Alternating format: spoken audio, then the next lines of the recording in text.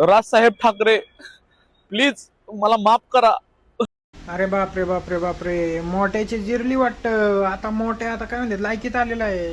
अजून भाऊ काय म्हणतोय? तुमच्या प्लीज सर्व मनसे कार्यकर्त्याला सांगा की मला मारू नका.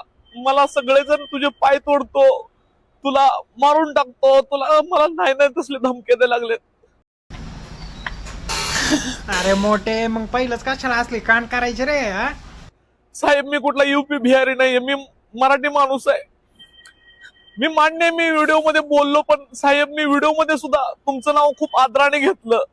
मोठे, आम्हाला पण माहिती आहे तू खूप आदराने त्यांचं नाव वगैरे घेतलं नाही का? आणि काय ते उदाहरण वगैरे तुला खतरनाक दिलतं नाही का? राजसाहेब ठाकरेंबद्दल तू उदाहरण वगैरे लय खतरनाक दिलतं.